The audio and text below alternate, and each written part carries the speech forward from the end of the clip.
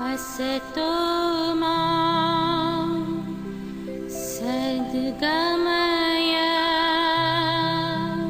असत्य से मुझे सत्य की ओर ले जा। तमसो मा ज्योतिर्गमय। अंधकार से मुझे प्रकाश की ओर ले जा। मृत्योर्मा अमृतं गमय। मृत्यु से मुझे अमरता की ओर ले जा।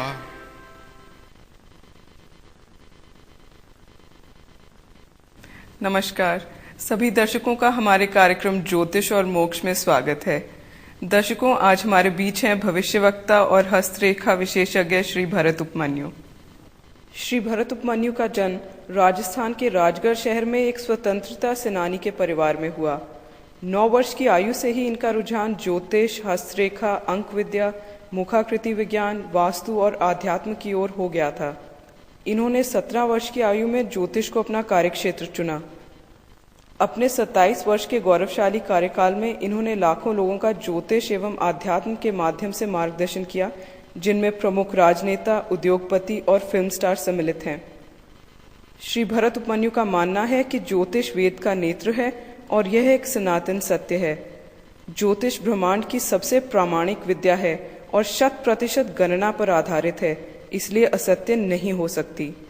असत्य यदि है तो किसी व्यक्ति विशेष द्वारा की गई व्याख्या।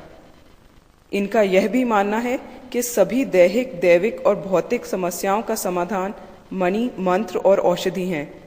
इनका विश्वास है कि 21वीं सदी भारत की है और इसमें हम निरंतर विकास करते रहेंगे और विश्व भर में भारतीय सभ्यता और संस्कृति की चर्चा होगी। भारतीय मूल्यों जैसे प्रेम, दया, क्षमा, समभाव और शांति का प्रचार विश्व भर में होगा। श्री भरत उपमन्यु स्वयं बहुत धार्मिक हैं और इसके अतिरिक्त एक फिल्म मृत्युंजय व धारावाहिक भारत के संत का निर्माण और निर्देशन कर रहे हैं। इस विषय में इनका 15 वर्ष का अनुसंधान है। इस धारावाहिक के माध्यम से मानव जाति को समाज सुधार के लिए अग्रसर करने का प्रयास किया गया है। इस कार्यक्रम ज्योतिष और मोक्ष के माध्यम से श्री उपमन्यु हमें ज्योतिष, मोक्ष व अध्यात्म के बारे में विस्तार पूर्वक बताएंगे। भरत जी। ज्योतिष और मोक्ष कार्यक्रम एक लंबी रिसर्च के बाद एक नए रूप में और एक नए परिवेश में दर्शकों को देने की इच्छा बहुत समय से थी। इस कार्यक्रम को पूरी तरह से समझने से पहले हमें ज्योतिष और मोक्ष दोनों विषयों के बारे में समुचित रूप से जान लेना चाहिए। जहाँ तक ज्योतिष के बारे में वैदिक परंपराओं से आज तक जो मान्यताएं हैं, उनमें भी ज्योतिष वेद का नेत्र है। ज्योतिष की उपलब्धि भारतीय समाज को सभ्यता की प्रारंभिक अवस्थाओं में ही उपलब्ध हो गई थी। हमारे वैदिक ऋषियों ने समस्त ब्रह्मांड को मनुष्य शरीर में ही देखा। हमारे यहाँ मान्यता है यथा पिंडे तथा ब्रह्मांडे। इसके आधार पर हम कह सकते हैं कि मानव शरीर इस अखिल ब्रह्मांड का सूक्ष्म रूप है, छोटा रूप है। महर्षियों ने अपने अंदर समस्त ब्रह्मांड को देखा, ग्रहों की गणना और ग्रहों के बारे में हमें बताया।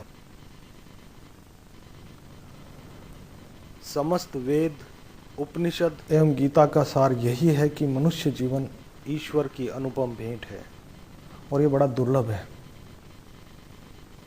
मुक्ति या मोक्ष प्राप्त करना, या जिसको सेल्फ रियलाइजेशन कहते हैं, वो मनुष्य जीवन का मुख्य उद्देश्य है। दोनों ही वैदिक परंपराओं से एक साथ चलते रहे हैं, ज्योतिष भी, मोक्ष भी। ज्योतिष के माध्यम से भूत, भविष्य और वर्तमान जानने का रिवाज बहुत पुराना है। आज के युग में ज्योतिष बहुत प्रचलित है, लेकिन ज्योतिष के माध्यम से मुक्ति प्राप्त करने का माध्यम बहुत समय से लुप्त हो गया है। हमारे वैदिक ऋषियों ने ज्योतिष और मुक्ति को अंतर्निहित और अंतर संबंधों को बहुत तरह से व्याख्या की है।